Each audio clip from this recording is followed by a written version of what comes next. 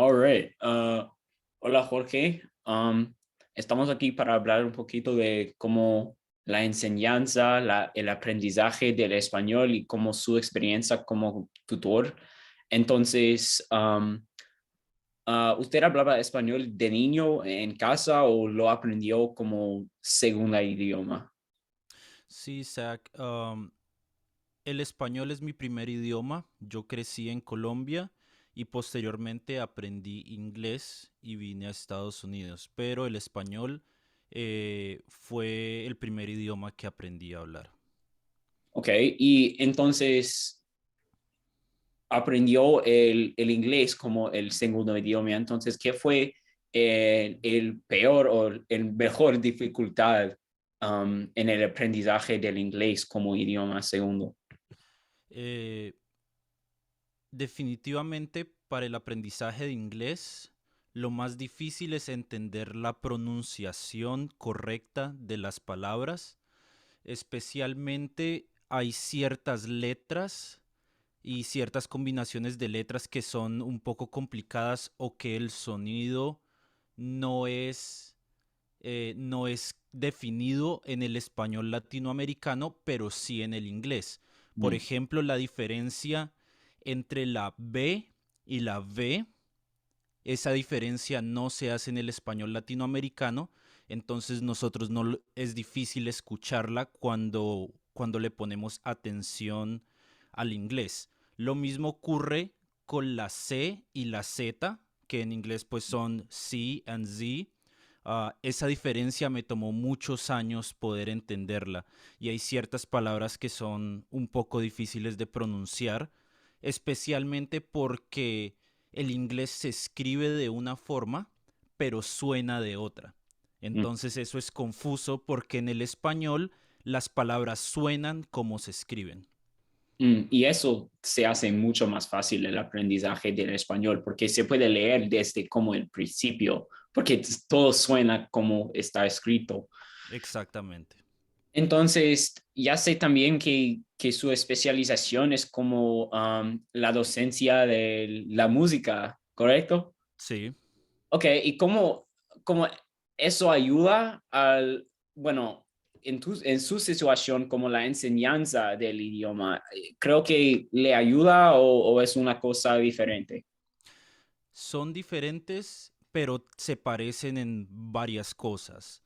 De hecho, siempre se ha dicho que la música es un lenguaje y muchas personas dicen que la música es un lenguaje universal, porque como personas entendemos las emociones que quieren transmitir la música a pesar de que no entendemos las palabras muchas veces.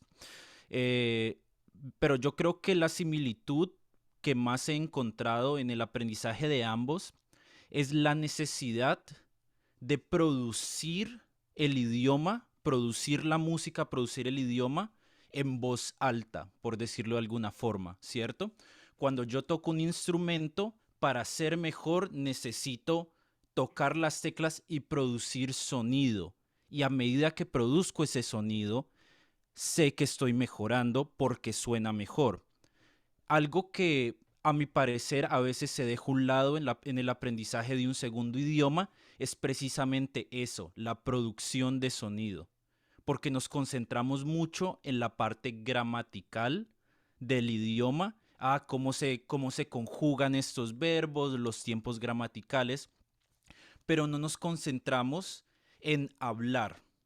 Mm, Y me parece a mí que el objetivo final, tanto de hacer música como de hablar, es producir sonidos. Y necesitamos acostumbrar a nuestro cuerpo a que produzca esos sonidos. Por eso es que muchas veces hay dificultades, por ejemplo, pronunciando la R, mm. porque no hay mucha práctica, ¿cierto? Pero si una persona practica en voz alta R, R, R, es más fácil que si yo lo pienso. Siempre en mi cabeza va a sonar bien, ¿cierto? Y yo digo, es que en mi cabeza el español suena perfecto. Yo no me equivoco, no tengo acento, pero cuando hablo no suena como suena en mi cabeza, porque mi lengua no está acostumbrada, porque mi boca no está acostumbrada y requiere esa práctica física de hablar, tiene que ser físico.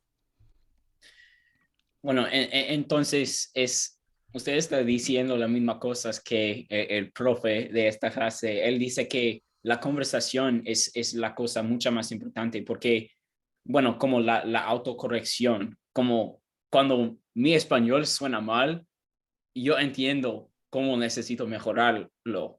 Es muy fácil. Cuando con este R, cuando cometo errores con eso, suena muy mal y entonces es muy fácil saber qué se necesita corregir. Entonces, ¿cuál, bueno, cuál es aspecto del aprendizaje del idioma es importante, es más importante? Diferente, bueno, um, no incluye la conversación porque ya hemos hablado un poco de eso, pero a partir de la conversación, ¿cuál es otro aspecto del aprendizaje de las lenguas que te parece más importante? Eh, Algo que se ve tanto en la música como en el aprendizaje del lenguaje es tener un modelo para aprender, es decir, alguien o algo que yo puedo imitar. ¿Sí? Tener un ejemplo. Por eso el contacto con hablantes nativos es tan importante, porque ellos dan ese ejemplo, ese modelo que yo debo imitar. Y muchas veces los estudiantes piensan más en lo que está escrito que en lo que escuchan. Entonces el estudiante debe tener la habilidad de escuchar muy bien para imitar ese modelo. Y por eso es importante tener contacto con hablantes nativos. Eh, por ejemplo, ver videos en YouTube, ver películas. Eh, También recomiendo, por ejemplo, leer libros en voz alta, porque en voz alta me doy cuenta de cuando estoy cometiendo errores. Si solamente estoy leyendo mentalmente, es más difícil darme cuenta. Además de que eso permite una práctica de la conversación de una forma en la que no necesariamente necesito tener un interlocutor a una segunda persona y no estoy pensando tanto en qué voy a decir, ¿cierto? En una conversación las personas se concentran en, ok, tengo que decir esto y cómo lo organizo y cuál es la gramática. Estoy pensando en muchas cosas. Si yo estoy leyendo un libro en voz alta, me puedo concentrar únicamente en mi pronunciación, porque no tengo que pensar en cómo organizar la frase. Solamente me concentro en leer y en pronunciar apropiadamente las palabras. Sí, estoy de acuerdo. Yo creo que la pronunciación es una cosa, no sé, muy importante porque cuando empecé a estudiar el español, yo podía decir, bueno, aprendí a decir las cosas correctas, pero también sonaba muy mal porque no tenía como el acento, bueno, más general no estaba hablando con fluidez. Entonces, el fluidez y el acento, como la pronunciación, estoy de acuerdo, es muy importante. Bueno, ¿cuál es su instrumento principal? Yo, el primer instrumento que aprendí a tocar fue la batería, pero más recientemente me dedico más a tocar piano y guitarra. Ok, la sección del ritmo, todo la sección del ritmo. Sí. Entonces, okay, entonces, bueno, mucha música de jazz, bueno, ¿cuál es su estilo, tipo de música preferido? Yo creo que las cosas más importantes que se aprenden al estudiar la música es el aprender a valorar muchos estilos de música y darnos cuenta de que cada estilo tiene algo diferente que enseñarte.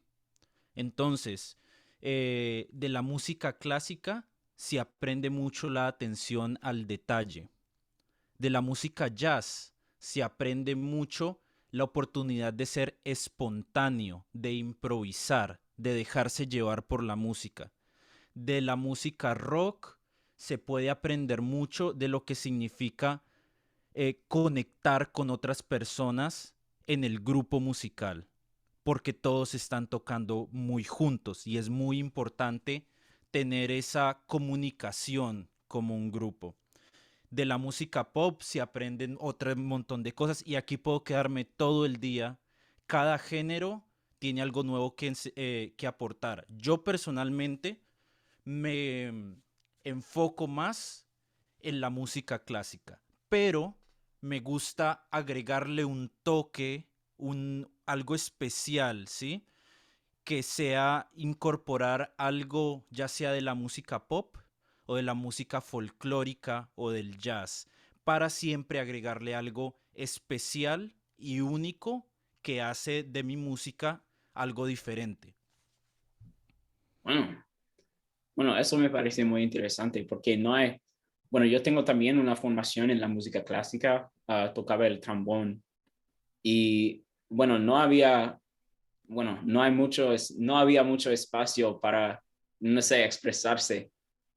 Y entonces, bueno, es una cosa muy buena que tengas la oportunidad de, bueno, añadir tus propias cosas a la música clásica, eso. Ok, quisiera cambiar la conversación un poco a su trabajo como tutor. Entonces, ya sé que obviamente hay muchos niveles del aprendizaje del español en la universidad, pero sobre todos, ¿cuál es el problema más común que le traen los estudiantes?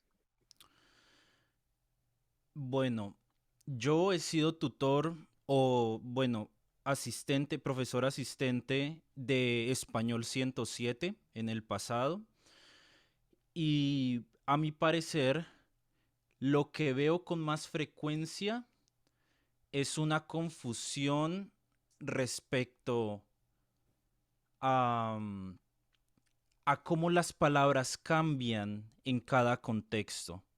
Las personas que hablan inglés como idioma nativo tienden a omitir el género de las palabras y tienden a omitir eh, la conjugación con los diferentes pronombres. Se confunden porque en inglés la conjugación es mucho más sencilla. Solamente hay para primera persona y para tercera persona y el cambio es solamente una letra.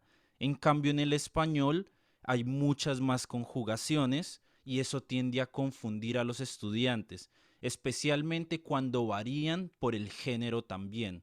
Por ejemplo, los adjetivos. Cuando yo hablo de que algo es rojo o roja, ¿sí? Muchas veces los estudiantes se me confunden porque a veces no saben qué estoy describiendo, ¿sí? Esa para mí es la pregunta esencial que muchas veces ayuda a los estudiantes. ¿De qué estoy hablando? ¿Cuál es el sujeto que estoy describiendo para saber en qué género utilizo el adjetivo o utilizo el artículo, ¿cierto? Y cuando los estudiantes hablan muchas veces, eso es de los errores más comunes, porque tienden a omitir el género de las palabras o no saben cuál es el sujeto para la acción o cuál es el sujeto para la descripción y entonces utilizan el género incorrecto para la palabra.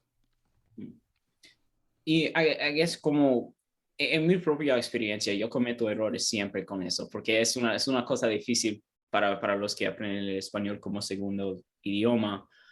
Es, suena muy mal, es un error muy grave cometer un error del género. Si yo voy a como Colombia, Costa Rica, México, lo que sea, suena muy mal, van a mirarme de manera muy rara, es una cosa horrible. No, no es un error terrible, pero es un error frecuente. Ahora, lo más importante a la hora de hablar un idioma es la capacidad de comunicar. Si Mm. la otra persona entiende lo que estoy diciendo, entonces estoy haciendo un buen trabajo. ¿Qué es lo que ocurre? Volvemos a hablar de las diferentes cosas que podemos aprender, ¿cierto? Y una de ellas es la atención al detalle. Y son esos detalles los que pueden realmente demostrar una proeficiencia en el habla de un idioma. Entonces, es ese pequeño detalle puede marcar la diferencia entre un hablante principiante y alguien que tiene fluidez en el segundo idioma. Ahora, igual se entiende y hay diferencias regionales.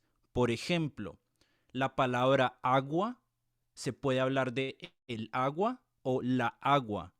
Se escuchan las dos con hablantes nativos. Es normal.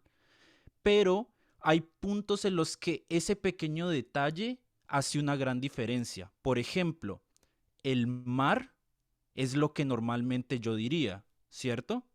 Siempre hablamos de que es el mar. Pero en literatura, cuando se habla de la mar, es porque estamos hablando o la persona que está hablando es un marinero o tiene una relación muy especial con el mar. O como la patria. Sí, Se usa la palabra femenina. Ok, interesante. porque existe esa conexión con la mar. Entonces ya no es el mar, sino la mar. Y es un detalle lingüístico que puede cambiar completamente un escrito, ¿cierto? Si yo estoy hablando, si es un libro sobre piratas o marineros, por ejemplo, Moby Dick, es un detalle que realmente demuestra ese conocimiento cultural del idioma, ¿sí? Más allá que solamente saber la gramática, demuestra un conocimiento de la cultura, más que del lenguaje, es que aprendieron el lenguaje a través de la cultura, que es lo más importante. Bueno, muchas gracias por estas respuestas tan detalladas y por dar un poco de su tiempo. Y ya, bueno, aprendí muchas cosas sobre el aprendizaje y la enseñanza del español como idioma segundo. Y entonces yo creo que esas cosas van a ayudarme con el aprendizaje en el futuro. Entonces, muchas gracias otra vez. Excelente, con mucho gusto.